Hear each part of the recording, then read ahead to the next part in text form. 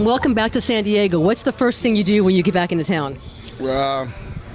Sit up my friends, let them know I'm in town, and just try and see as many people as I can in such a short span. I know a lot of people are excited to see me, family, friends wise, while I'm here. So I try to make myself as available as possible. But they do understand that our schedule is hectic, and I try to do my best to see as much of my city as I can. I know that you like your Cajun, Popeye's chicken, but what's a must when you come to San Diego? Well, I grew up on the Mexican food here, so Right.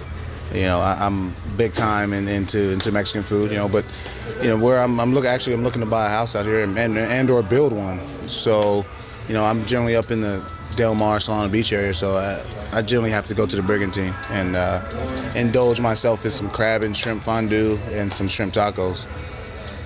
Did you grow up a Padres fan as a kid? Yeah, well, being here, I remember to this day when they, 94, 95, 96, when they started to get the, Channel 4 network.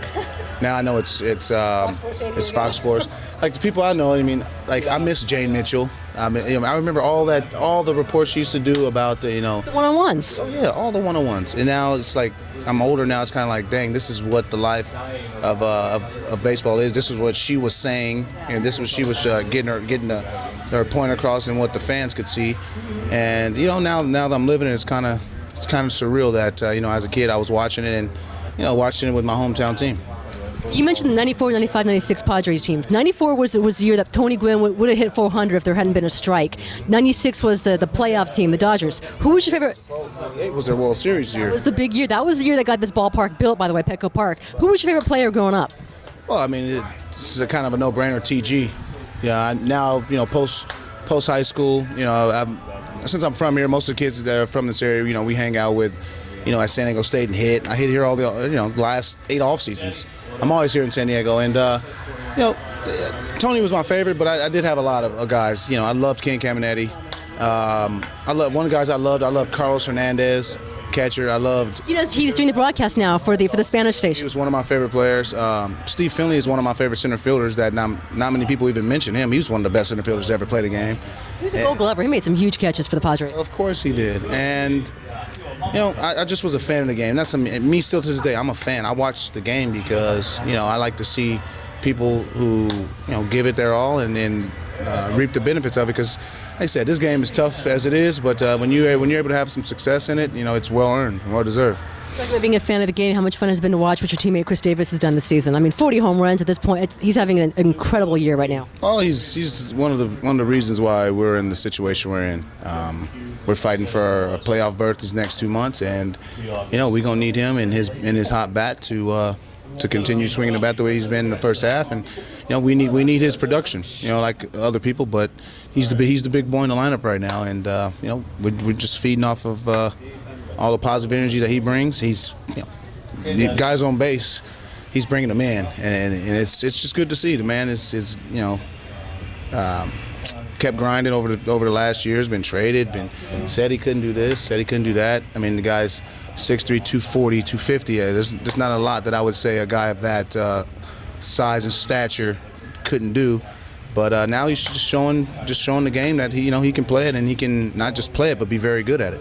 There's some young stars in baseball who've gotten a lot of attention, got like a Bryce Harper and a Mike Trout. How about your own superstar at third base, Manny Machado, and what he's done at such a young age? But he hasn't gotten the attention as the other guys, but we're in a different market. You got Anaheim and D.C. compared to Baltimore. But, that hasn't deterred him. He's still going to go out there and play the game the right way. And, he's under my supervision.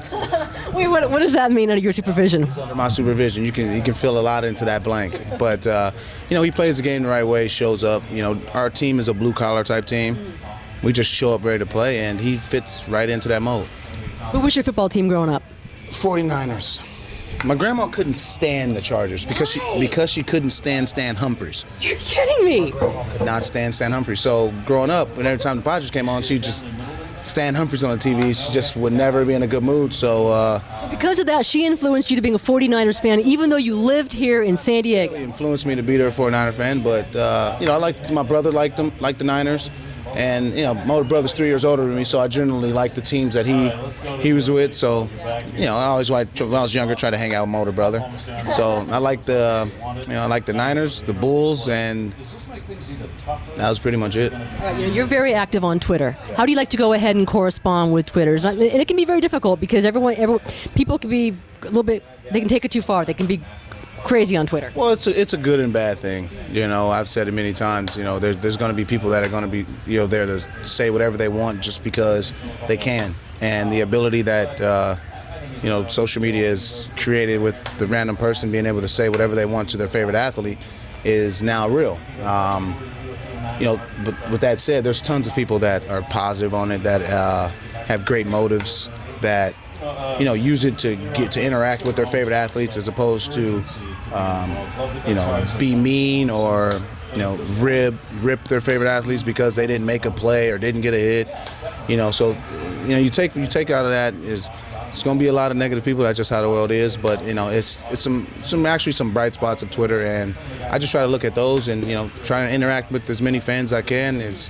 Because like I said, we play for the fans as entertainers. We play for the fans, and a small piece of our interaction I think can go a long way.